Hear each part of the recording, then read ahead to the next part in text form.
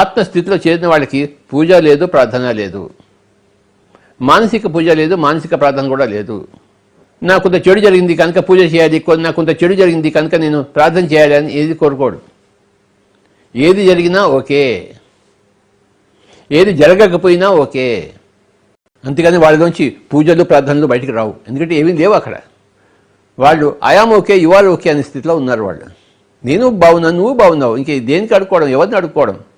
కనుక my dear friends, 4 రకాల మనుషులు ఉన్నారు అని తెలుసుకోండి. నేను బాలేవు, నువ్వు బాలేవు, ప్రపంచంతో బాలే, అసలు దేవుడే లేడు. ఈ వెదవ సృష్టిని ఇలా సృష్టించినవాడు అసలు దేవుడు అవుతాడా? ఎక్కడ చూసినా దుఃఖేమో ఉంది, ఎవడు చూసినా ఏడుస్తూనే ఉన్నాడు. నా ఏడిపోయేదానే ఉంది, పక్క వరకు వాడు కూడా ఏడుస్తున్నాడు. ఇక ఎవరిని అడుక్కోవాలి నేను అన్న స్థితి. I am not okay, you are not okay.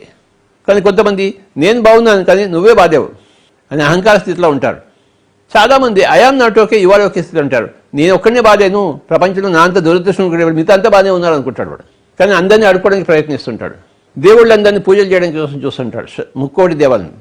ఈ దేవుడైనా కరుణిస్తాడేమో, ఆ దేవుడైనా కరుణిస్తాడేమో అని చెప్పేసి అడుక్కు తింటూ ఉంటాడు. ఒక బిచ్చగాడు ప్రతి ఇంటికి వెళ్ళి అడుక్కున్నట్టు వీడు ప్రతి దేవుడి దగ్గరికి వెళ్ళి అడుక్కుంటూ ఉంటాడు. ఆ అడుక్కోవడం కూడా ఎలా ఉంటుంది? మానసిక పూజ లేదు, మానసిక ప్రార్థన లేదు. వాచ, పెదవులతో ప్రార్థనలు, చేతులతో పూజలు.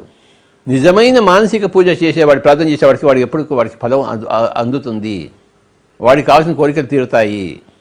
నిజమైన పూజ, నిజమైన ప్రార్థన ఏది అంటే మానసికమైనది. అయితే ఎవడైతే I'm okay, you are okay స్థితిలో ఉన్నాడో వాడికి పూజ లేదు, ప్రార్థన లేదు, ధ్యానం ఒకటే ఉంది. పూజ అనేది, ప్రార్థన అనేది చాలా ప్రాథమిక దశ, తొలి దశ. మొదటి దశ ఏంటంటే ధ్యానము. ఏది కోరుకోము, ఏది అడుక్కోము, వచ్చేవన్నీ వస్తాయి.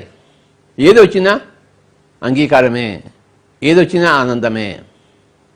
కానీ ఎవరైతే I'm okay, you are okay అనే స్థితిలో ఉంటారో వాళ్ళకి ప్రార్థన లేదు, పూజ లేదు. వాళ్ళు ఎప్పుడు ధ్యాన స్థితిలో ఉంటారు, ఆత్మస్థితిలో ఉంటారు. మమాత్మ సర్వభూతాత్మ అనే స్థితిలో ఉంటారు. ఆత్మస్థితిలో ఉన్న వాడికి ఈ స్థితిలో ఉంటాడు, I'm okay, you are okay.